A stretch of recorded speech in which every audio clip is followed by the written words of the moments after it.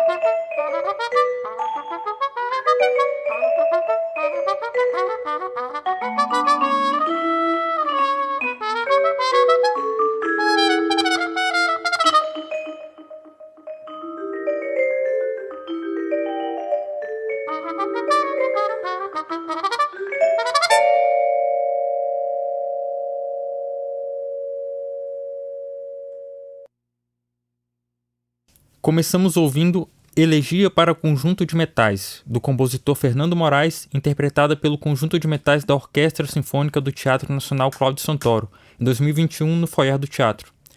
Nessa faixa podemos ouvir nosso convidado tocando trompete piccolo. Já a segunda que ouvimos foi o primeiro movimento de vinhetes de James Stephens, uma composição para trompete e percussão que contou com o vibrafone de Wagner Nascimento e o trompete de nosso convidado de hoje, Moisés Alves. Moisés, a sua história da música em Brasília começa em 85, né? A gente já viu várias entrevistas até de você falando desses seus anos iniciais, mas eu queria que você destacasse nomes, amizades musicais, parcerias musicais mesmo desse seu início, e até pode ser do meio ali, década de 90, 2000, nomes que marcaram a sua vida musical na cidade de Brasília. Claro. Primeiro é o Gedeão Lopes, que é o trompetista, primeiro trompete da Orquestra Sinfônica, né? E que ele está nesse vídeo. Né? Ele tem uma peça importante porque eu conheci ele na Paraíba em 82. Eles foram tocar um concerto, não pretendia morar nessa época em Brasília, mudar para Brasília. E são coisas do destino. A orquestra foi tocar dele, a banda sinfônica, e eu com a bandinha de Campina Grande, uma bandinha bem pequenininha, e tocava muito forte a bandinha. E eu lembro de um irmão da igreja falar assim: rapaz, essa banda de Campina Grande que é boa, porque desse tamanhozinho dá pra ouvir. Essa outra toca muito baixinho, não dá pra ouvir direito. Que era grande. Tocaram bar, pra você ter ideia. Tocaram bar, tocaram outras coisas assim, do clássico. Foi a primeira vez que eu escutei música clássica assim, né? Pessoalmente, né? Eu escutava dos discos do meu pai e do meu irmão. Mas aí, ao vivo. E aí ele fez um solo. O curioso desse encontro foi que quando ele fez o solo, ele era o mais novo da banda de lá e eu o mais novo da banda de Campina Grande. E aí ele fez um solo. Aí quando acabou o culto, depois de tudo que aconteceu, toda a liturgia lá da igreja e tudo, quando terminou, guardei o solo. Mesmo sem técnica e tal, fui lá e toquei pra ele. Ah, você tocou um solo assim. Ele falou, como é que você guardou isso? Memorizou, né? Você tem um bom ouvido. E anos depois eu mudei pra Sobradinho, a cidade onde ele morava. Aí, como eu sou evangélico, vou congregar na igreja, a igreja dele. Possível, foi uma coincidência muito grande, né? É você, rapaz, tal, que legal. Aí comecei a ter aula com ele e aí pronto. Aí participei dos cursos de verão, conheci outros professores e tal, né? E aí foi, a coisa começou meio por aí, mas o maestro que levou essa banda chama Maestro Félix, que por acaso foi lutador de Vale Tudo. Na época, né, com os Grace, tinha o Valdemar Santana, tem essa coisa da luta, e ele foi um aluno do Valdemar Santana que combatia os Grace. O apelido dele era Touro, porque era muito baixinho, chegava e batia e tal, e parou com isso e dedicou à música, coisas da vida. E eu depois me dediquei à luta, fui descobrir isso na luta, depois que ele era lutador de Vale Tudo, que é uma cultura muito brasileira, né, essa coisa do Vale Tudo. Hoje está famoso no mundo todo, mas começou no Brasil, para quem não sabe. Mas olhar para trás também deve ter muita briga dos Neandertais lá. Começou muito. Exatamente. Mas saber que teve essa coisa, até hoje tem muito, da música com a luta. muitos colegas praticam artes marciais e são extremamente calmos. Mas que parece, não sei porquê, essa coisa do sopro, né? Também gosta, porque precisa soprar, aí entra na natação, aí é mais caro, né? Acho que a luta é uma coisa meio que... Tem até luta de graça, né? Que você começa a praticar ali judô, jiu-jitsu, assim. E aí, geralmente, o pessoal migra para essa atividade como esporte, né? E que é importante para o pessoal do sopro. E o Maestro Félix foi praticante. O interessante é que ele que foi responsável para que eu conhecesse o Gedeão. Muito doido. E nessa época, você tem algum comparativo de como eram as relações musicais nessa época para agora, assim, como é que o povo está aí se entrosando? Pronto, vamos entender isso aí, é muito legal. Por quê? Eu estava lembrando disso ontem. Então, por exemplo, fulano de tal, eu vou falar aqui, Art Blakey, é um baterista norte-americano, que tem ele sempre nos discos do Art Blakey, ele bota assim, Art Blakey and the Jazz Messengers. Então o Wynton Marsalis foi um dos trompetistas que tocou com ele. O Roy Hargrove também, Freddie Hubbard, Lee Morgan e tal. Eu não estou falando de maneira cronológica, mas seria Lee Morgan, Freddie Hubbard, agora sim. Clifford Brown, Lee Morgan, Freddie Hubbard, Wood Shaw, e tal, e tal, e tal. E aí, o engraçado é que o Miles eu acho que não tocou com ele. Mas aí eu comecei a ouvir o jazz, né? Não foi nesse momento que eu cheguei em Brasília. Eu imagino uma criança de 16 anos, em Campina Grande naquela época, e nunca tinha ouvido uma big band de jazz. Aí comecei a me apaixonar pela música clássica, pelo trompete erudito. Então eu ouvia muito Maurice André, um trompetista francês, e o Wynton Marsalis, que na época estava gravando um disco, Haydn e Hummel. E apaixonei pela música erudita, que tem um tipo de sopro no trompete, né? Um timbre diferente do trompete popular, de jazz ou choro.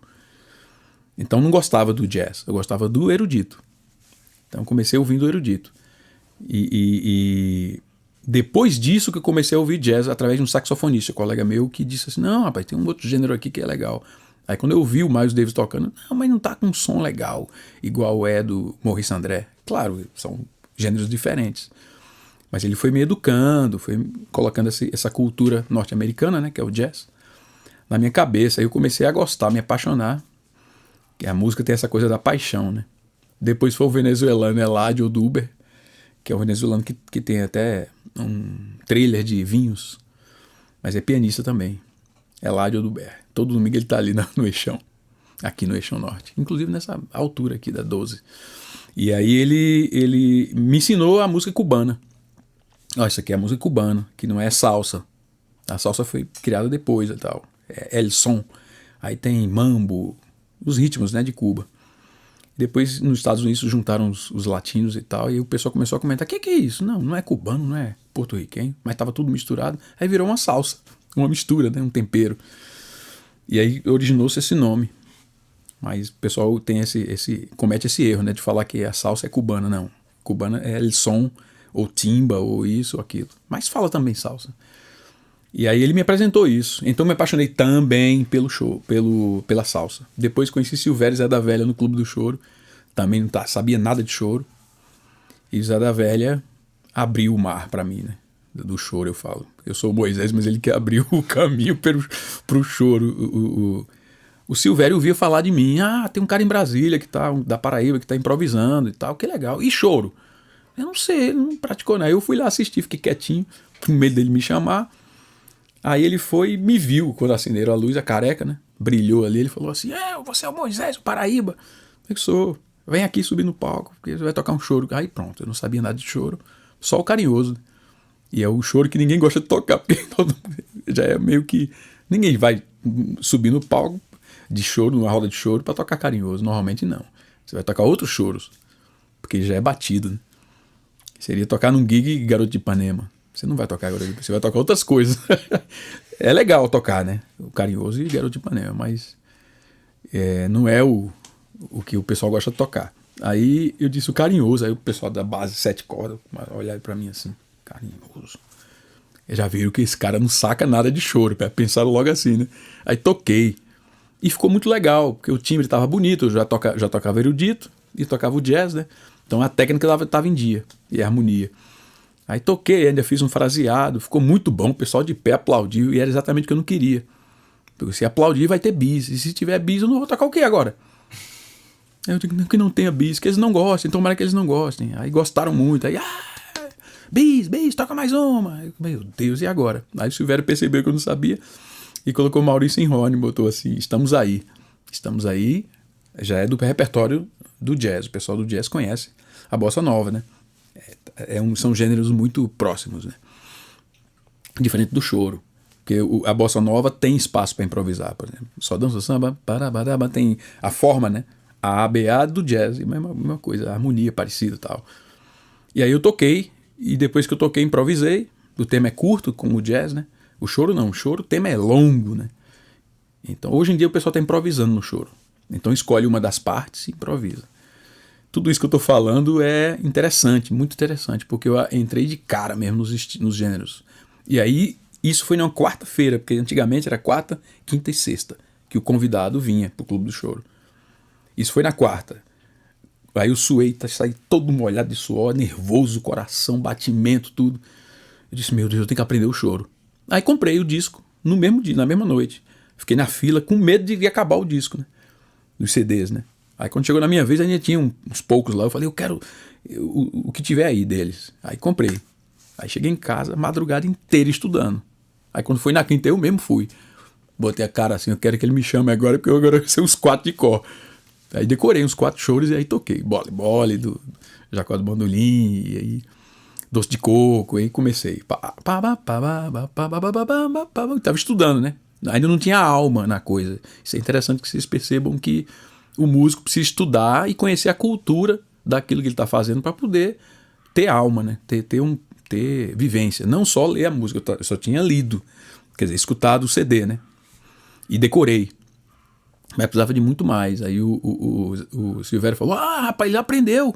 Reco, já chama ele para fazer um show aqui de choro. Eu, peraí, cara, ainda não, acabei de nascer. Aí eu fui e fiz o show de choro. Mas foi uma suadeira de novo, tudo. Como é que eu vou fazer um show aqui? No Templo do Choro? Eu não sou chorão. Começa a chorar aí, cara. Bem-aventurados que choram, pronto, acabou. Aí comecei a estudar o choro e rolou um show. Aí convidei o Ademir, meus amigos músicos. E foi muito legal porque deu tudo certo. Isso foi em que altura, mais ou menos? Que ano? Isso foi em 92, 93, por aí. Foi muito legal, porque foi eu já tinha uma experiência, né, com a música latina, uma paixão, digamos assim. Eu acho que a experiência tem a ver com paixão. Então você começa a conhecer o repertório daquela pessoa. É como gostar de Chico Buarque. Você vai começar a conhecer o repertório de Chico Buarque, onde ele nasceu, o que é que ele gosta de comer, toda essa cultura do cara. Você é fã daquela pessoa, você fica procurando os amigos dele, os compositores que se aproximam, né, do Lobo e tal, aí vai pesquisando. Assim é com o choro, com a salsa, com a música latina, no caso, e com a música erudita. E como eu me dediquei muito a isso, hoje eu vejo que poucos fazem isso. A maioria dos trompetistas se dedicam ao erudito, música sinfônica, e pronto, já basta. O outro se dedica só ao choro, como o Silvério, né? Se dedicou ao choro, embora já tenha tocado naipe com Cidade Negra e antes com o Tim Maia. Ele tocou, porque é uma experiência diferente do choro, tocar em naipes, né? E ele tocou com Vitória Régia. Acho que até hoje essa banda existe com o Silvério. Então isso é um exemplo, né? Peraí, se ele toca choro e pode tocar naipe, eu também posso tocar naipe, choro, erudito, não sei o que aparecer. Mas são vestes que você coloca, né? Como um guarda-roupa que você abre e tem várias roupas, né? O pessoal vai sempre querer um percussionista, por exemplo, que toque de tudo. Toca um pouco daquilo, conhece aquele ritmo, né? Então, no trompete é a mesma coisa. Muito legal. Mas aí você conta pra gente que desde cedo você estabeleceu uma relação de admiração com a música de orquestra e eventualmente se tornou músico profissional na orquestra do Teatro Nacional.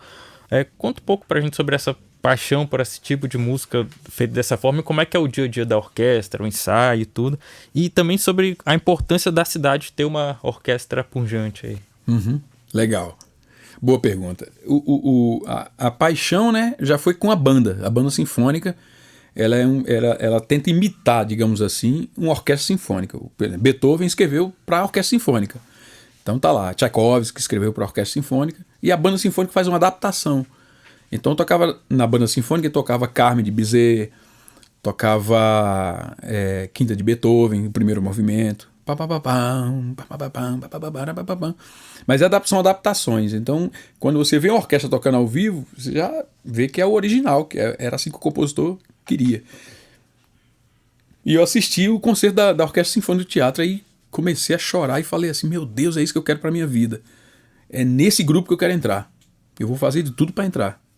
Aí eu peguei aulas, né, de trompete no curso de verão, festival de verão, participei de todos, não só como aluno, mas a maioria como aluno, e já também dei aula, né, no curso de verão, no Civebra, na escola de música. Dei aulas em outros festivais, mas esse específico, como é em Brasília, eu participei de todos. Até hoje eu sou faminto, assim. Quando eu chego na escola de música eu sei que tem curso de verão, parece que tem uma atmosfera. A música tem a coisa do invisível, né? Você acredita muito na energia que está acontecendo. Então imagina, você chegar num ambiente onde tem pessoas jovens tocando, né? Não importa tocar bem, não existe isso na música. Existe tocar. Primeiro você pega o instrumento e começa a tocar. Aí você é bem-vindo, a música vai dizer assim, bem-vindo, o que é que você quer? Ela vai te dizer o que você quer. Não, eu quero tocar Beethoven. Ah, tem regras. Beethoven tem regras. Você precisa tocar Beethoven, essas são as regras que você precisa... Então isso eu aprendi na Orquestra Sinfônica. Como fazer. Aí Tchaikovsky é outra coisa. Beethoven é uma coisa, Tchaikovsky é outra. Shostakovich, né? É um tipo de compositor mais militar, né? Aquela coisa da União Soviética e tal. Prokofiev já era um cara mais sentimental, mas tinha um pouco disso também. Porque o governo cobrava isso dos compositores. Não, você tem que compor, mas não pode ser muito melado aí. Esse negócio não pode ser... Esse movimento está muito lento. O comunista tem que ser assim, tal. Isso tudo passa para o músico, né? O músico tem que entender tudo isso. Quando for tocar o trecho, tem um pouco martelato, tem que tocar um pouco duro. Mas tem que imaginar aquela Praça Vermelha com o presidente ali, tal, aquela figura, né? E o exército...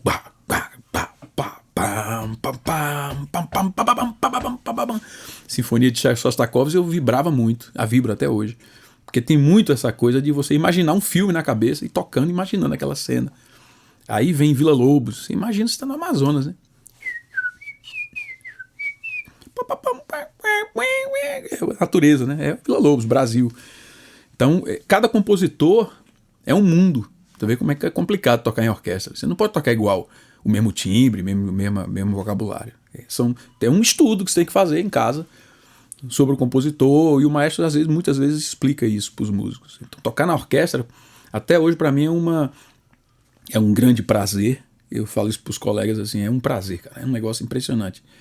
Eu vibro muito com as peças, né? Então às vezes eu estou tocando, nem estou percebendo que tem contagem, que tem números, né? Entre um compasso e outro e tal, tem 35 de contagem para o trompete entrar. Eu já ouvi tanto aquela coisa lá em casa que os 35 eu não conto. Eu sei a hora que eu vou entrar. Eu sei que tem um solo de oboé, depois de clarineta, aí o trompete entra. Em tal peça e tal. Eu já sei tudo, porque eu estou ouvindo muito. Então eu sou um apaixonado por isso. E a Orquestra Sinfônica é uma escola para qualquer músico. E para o ouvinte é interessante. Porque o que adianta o músico sem o ouvinte? Tem que haver essa interação. Então eu me importo também muito com o ouvinte quando eu vou tocar, né? Então eu fiz agora esses dias uma homenagem ao Miles Davis. E é um músico, né? Não foi só um trompetista, ele passou por vários gêneros, né? E misturou muita coisa. Então do jazz tradicional ao pop, ele fez muita coisa assim diferente. E a Orquestra Sinfônica tem isso. Você não pode só estar preso em uma cultura. Você tem que estar aberto a tudo, porque é uma orquestra sinfônica. Você vai tocar de compositores colegas seus, às vezes, como Fernando Moraes, né? Tem uma peça que pra você tocar aqui. Eu já sei que vai ser difícil. Já aquela noite que eu tinha para assistir uma TV a cabo ali já não vai rolar mais. Eu vou ter que estar estudando solfejo ali, porque tem um solfejo silencioso. Você pega a partitura, no caso do tablet, eu fico olhando lá, fico solfejando aqui. E tem esse aqui que eu estou fazendo, solfejo cantado, e o solfejo silencioso, que é esse que não incomoda ninguém. A coisa está acontecendo todinha ali, você está estudando e quietinho, só olhando a partitura. Aí quando você pega o trompete para tocar, já está tudo acontecendo. É o que eu fiz com os discos do Silvério, para aprender o choro. E ele ficava tocando e eu aqui, só ouvindo. Aí repetia. Pronto, essa aqui já foi. E assim, você bota no HD do cérebro, né? O interessante é que naquela época, 87, não tinha o YouTube, não tinha compartilhar MP3. Então o que a gente fazia? Eu tinha um disco, combinava com os colegas, tudo pobre, né? Um morava na cidade ocidental, o outro não sei aonde, Valparaíso, outro lá no Cafundé do Judas, e eu lá em Sobradinho, muito longe, muito longe. E sem emprego, sem dinheiro. Olha, eu consegui uma grana, eu vou comprar o disco do Arthur Baker. Não compra esse disco. Aí ele comprava o George Benson, por exemplo. O outro comprava do Hermeto Pascoal. O outro comprava tal disco, tal, Chick Corea. Então a gente juntava e aí gravava na casa de alguém que tivesse o som em fita cassete. Aquela fita já sofrida, removida, e já passava copiava, né? Apagava para botar de novo. E aí era assim que funcionava. Isso era interessante, porque juntava todo mundo num lugar X para poder ouvir esse tal do disco. E quando ouvia era um culto, aquela música. Juntava todo mundo, fazia silêncio e começava o disco a rolar. Um olhando para o outro e escutando. Então aí já tem uma coisa que hoje em dia não tem. O pessoal prende em casa, né? Se fecha o quarto, coloca o YouTube e pronto. Aprende e se torna um grande músico. Mas não teve compartilhamento de fato, né, ali, né? Você vai tocar, mas aí a tolerância já o pessoal ensaia hoje em dia. Acaba o ensaio, cada um vai pro seu canto. Naquela época, não. O final do ensaio era melhor, porque a gente ia bater papo, né? Juntava ali, vamos ali comer pão, comer alguma coisa, fazer alguma coisa. E eu sou dessa geração mais paciente. A gente tinha muita paciência com o cara que estava aprendendo, porque a gente também era aprendiz. Hoje o cara estuda muito, aprende muito rápido, né? Muito jovem. Tem toda a informação no YouTube, né? Você vai lá, o cara explica tudo, desde o programa do finale. Você tem tudo, né? Nas redes sociais. Aí você aprende tudo ali e tal. Você não sai de casa. Se torna um grande músico, mas aí falta um pouco da coisa da alma, né? Que você não vivenciou. Como é que você explica isso? É difícil, né? Mas você vê um bom músico, ele tem isso, ele consegue. Eu não sei por que acontece, você pode dizer até assim. Eu não sei o que acontece. Fulano toca, eu vou lá pra Rússia, né? Aí você viaja com aquele compositor e tal, com aquela orquestra tocando, Mahler, Gustav Mahler. Ou uma peça popular, um choro. Quando o Silvério toca, parece que eu tô no Rio de Janeiro. No Clube do Choro, em Brasília, parece que eu tô lá andando no Rio, naquelas ruas, aquele jeito, 1900 e tanto. Né? É uma máquina do tempo. Mas se você pegar o choro e tocar por tocar, o público não vai sentir isso. Isso é difícil de explicar, porque é tudo invisível, né? Mas tem que ter uma coisa a mais. E eu acredito que seja essa paixão por buscar a história de cada coisa que você toca. Você começa a estudar, pesquisar aquilo, aí você começa a sentir o cheiro de um lugar que você nunca foi. Eu, por exemplo, nunca tinha ido até então na França, mas eu via tanto Maurice André e fui. Quando fui, passei perto da casa dele. Eu digo, rapaz, parece que eu já vi isso aqui. Claro, ele tocava. Mas como é que você vai explicar isso? Aí pronto, aí entra várias filosofias aí que eu não quero... Mas eu já aconteceu em Cuba. Quando eu pisei os pés em Cuba, parecia que eu já tinha morado lá.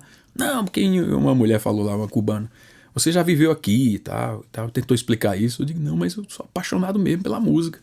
Mas não é só a música cubana. Mas é estranho, né? Você pisar num lugar onde você tem a sensação que já viveu ali. Foi uma sensação muito forte. Quando eu pisei, o avião desceu, né? Pousou em Havana, e a Sinfônica foi a Sinfônica do Teatro Nacional, para tocar lá em Havana e em Matanzas.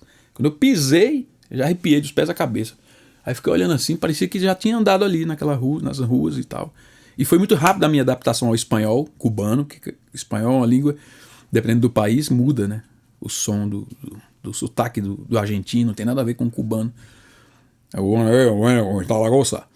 Os argentinos falam que o cubano fala com uma bola na boca.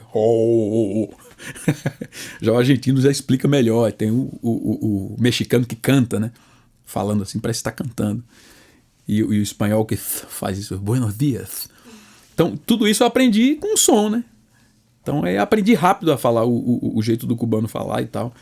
E eu queria mesmo era misturar ao ponto de me tornar um camaleão. Eles não perceberem que eu era da Paraíba, né? Eles não vão perceber. A não ser que tenha uma rapadura, assim, um caldo de cana, aí lascou. Mas assim, e aconteceu de eu tocar com eles e eles não perceberem. Falaram... Aí um deles, um personagem, falou assim, a escola de Cuba é muito boa. Eu nunca vi esse cara aqui, já tá tocando tudo. Sim, um padre. De onde eres? Campina Grande, Paraíba. Não conosco. Mas é isso. Vamos mais. Agora é mais sessão de música, né? Vamos. Pulo de sapo.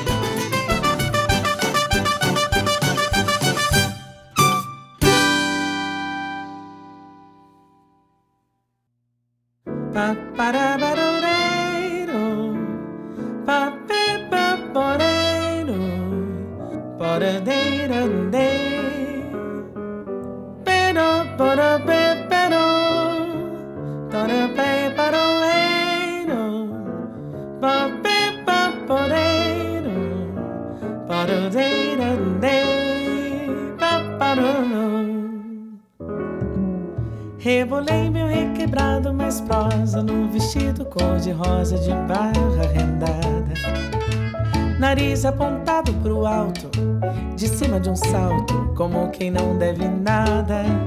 Guardei no decote do bom o meu peito em pedaços e ajustei o vestido só pra não sobrar espaço. Soltei o cabelo que andava preso por costume, exagerei no tanto de perfume, nas cores da pintura. Ai, ai, ai, ai, ai, só pra gritarem vem cá gostosura de dentro do bar do Tonico e eu dizer: deixa disso, negão, que eu não sou pro teu bico. Rebolei meu requebrado mais prosa num vestido cor-de-rosa de barra rendada, nariz apontado pro alto, de cima de um salto, como quem não deve nada. Guardei no decote do bom o meu peito em pedaços e ajustei o vestido só pra não sobrar espaço. Soltei o cabelo que andava preso por no tanto de perfume, nas cores da pintura. Ai, ai, ai, ai, ai, ai, só pra gritarem vem cá gostosura de dentro do bar do Tonico e eu dizer: deixa disso, negão, que eu não sou pro teu bico. Ai, ai, já que você me convenceu de que era eu que não te merecia, mas quem diria? Um dia Mariana me falou que o que não tem solução deixou de ser problema. Então aprendi, já que sou filha de Xangô, que em matéria de dor de amor, quem perdoa já se vingou. Aprendi, já que sou filha de Xangô, que em matéria de dor de amor, quem perdoa já se vingou.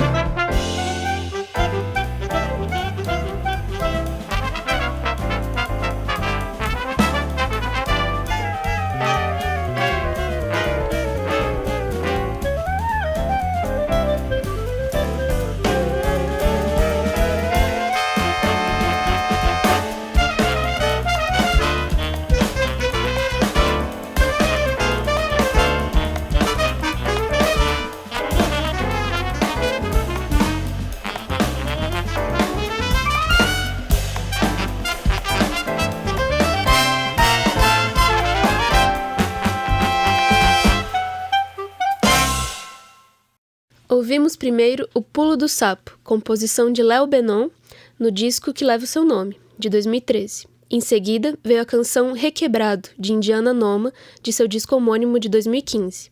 A última que ouvimos foi 1-0, composta por Pixinguinha e Benedito Lacerda, aqui interpretada por Ademir Júnior e Orquestra JK no disco Camaleão 3 Espiral, de 2018. Todas as músicas contaram com o trompete do nosso convidado de hoje, Moisés Alves. Moisés, aproveitando que ouvimos agora várias gravações de seu trompete, você tem participação em projetos de diversos artistas, um sem número de artistas aqui da cidade, Indiana Noma, Ademir Júnior, Marlene Souza Lima, Yara Gomes, Oswaldo Amorim, vários estilos diferentes, inclusive. Conta como é que é essa experiência do ambiente de gravar com muita gente, parcerias, projetos, como é que... A Brasília é uma cidade interessante, de vários sotaques. Tem um sotaque próprio, né? Você parar pra pensar, tem. Mas se você olhar Asa Norte, Asa Sul, né, Samambaia, Sobradinho, você vai perceber um pouco de diferença de sotaque, né? Isso é Brasília.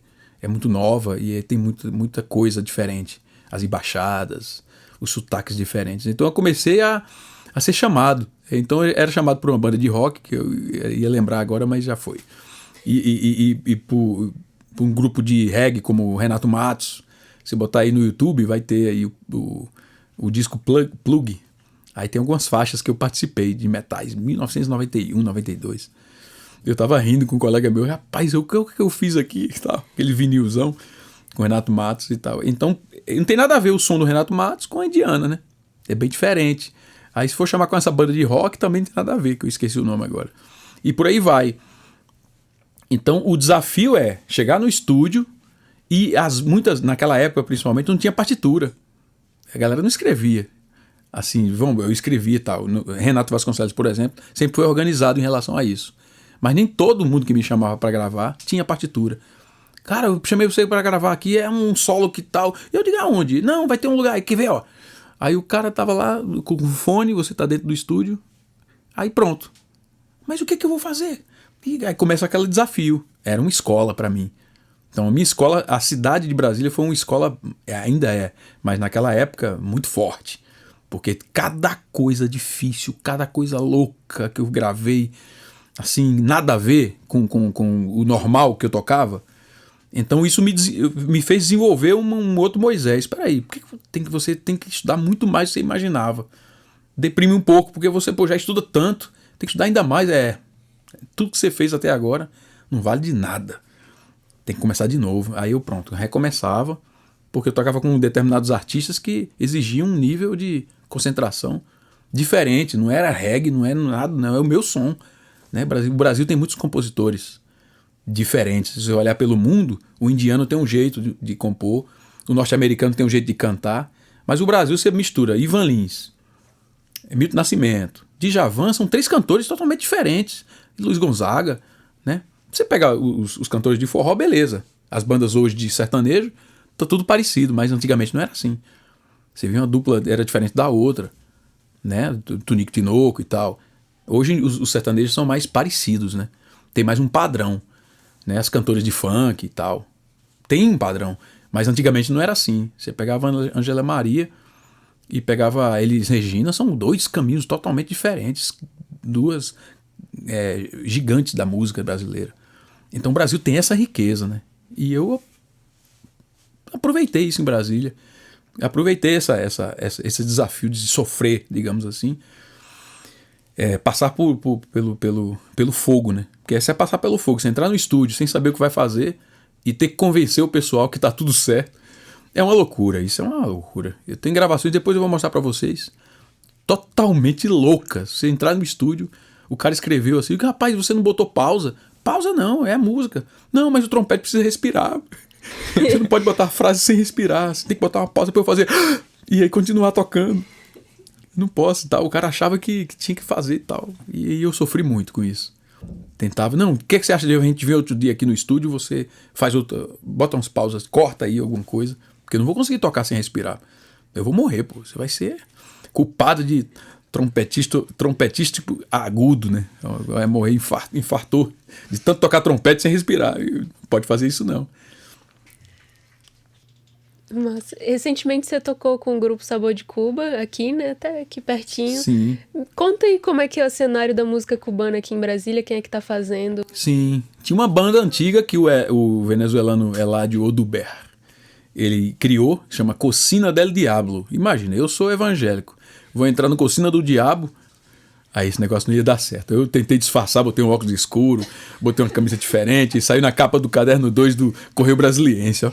Aí o cara escreveu de brincadeira, botou assim: Eladio Oduber, Cocina del Diablo e os Cavaleiros do Apocalipse. Ele botou de brincadeira, aí piorou tudo, né? Aí veio os irmãos da igreja: o que é aquilo ali, rapaz? O que você tá fazendo? Eu falei: rapaz, não era eu não. Aquilo não era eu não. Claro que fui excluído da igreja por um período, né?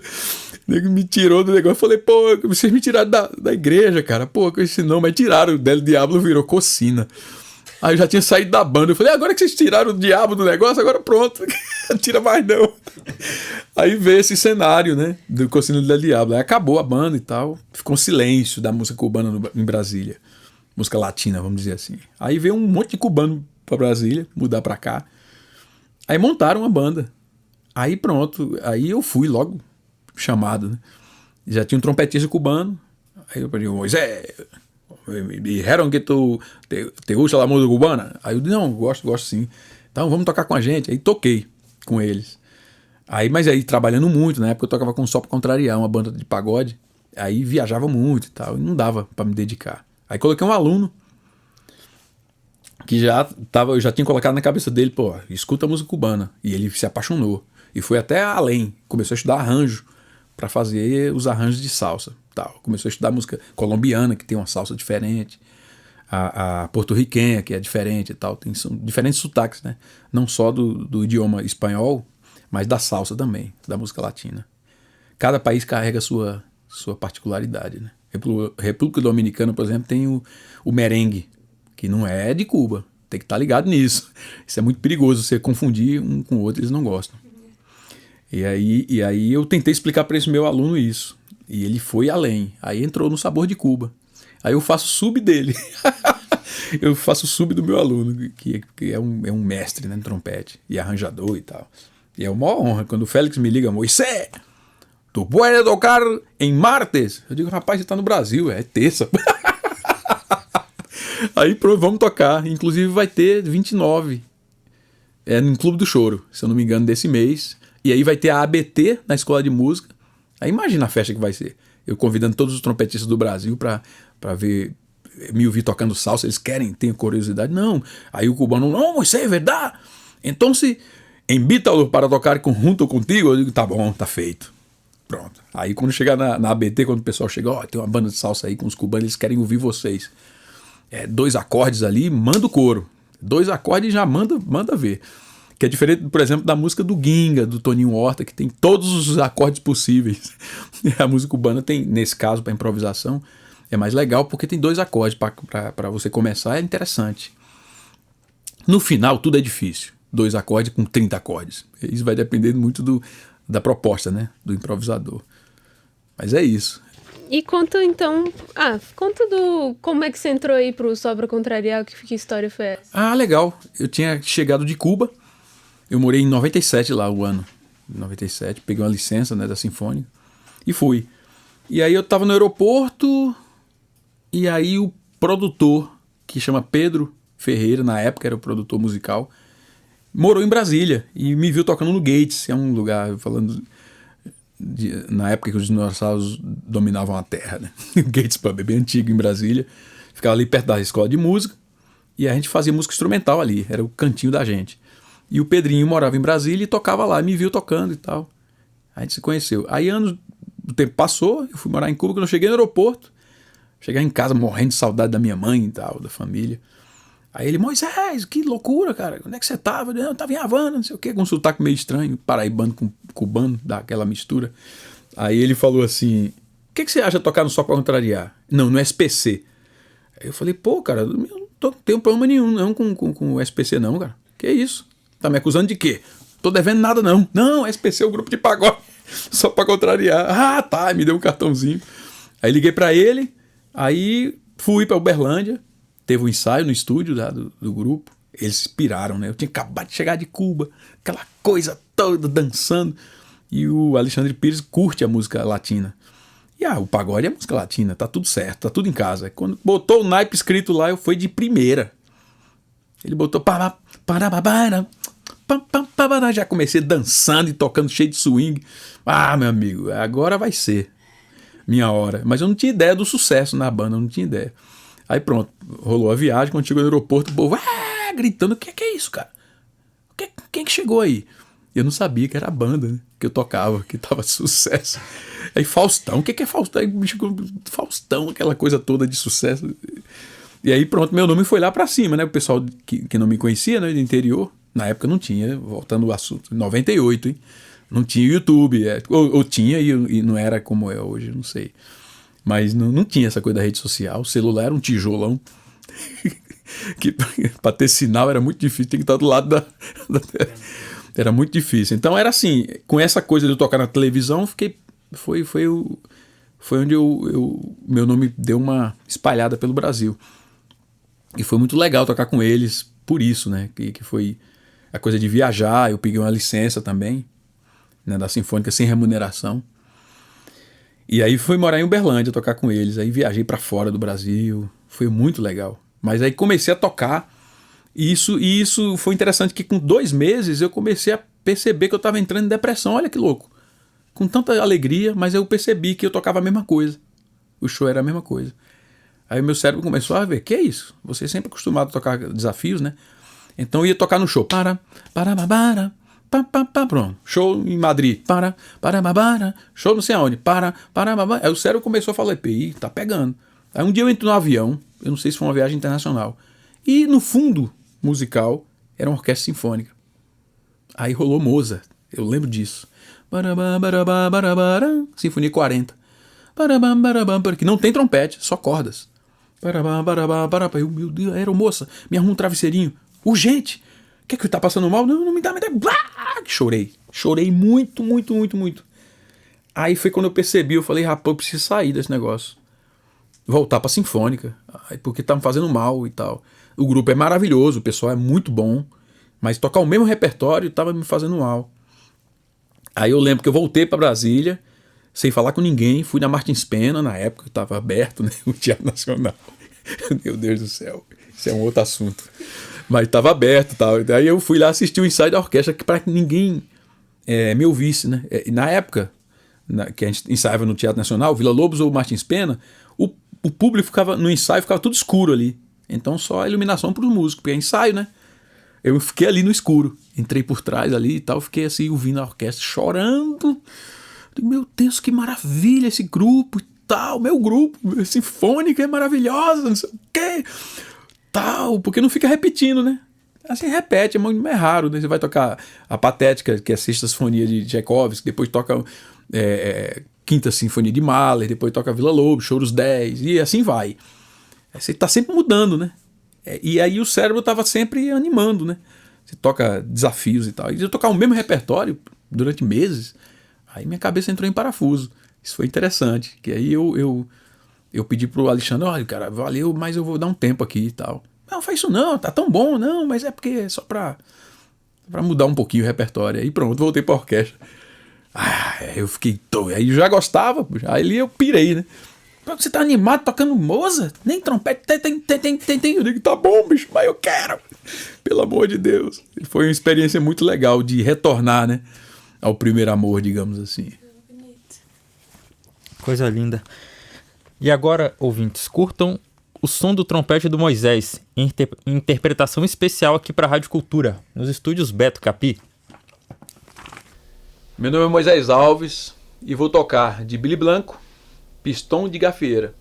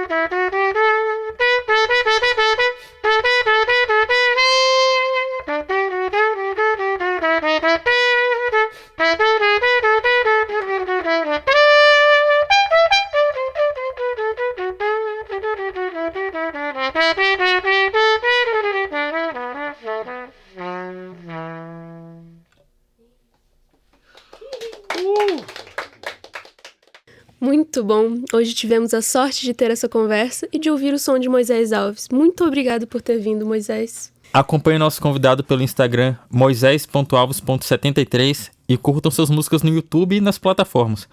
Para encerrar, Moisés, Brasília é mesmo ovo? Rapaz, com certeza. Vocês ouviram Brasília Mesmo Ovo, hoje com o grande Moisés Alves.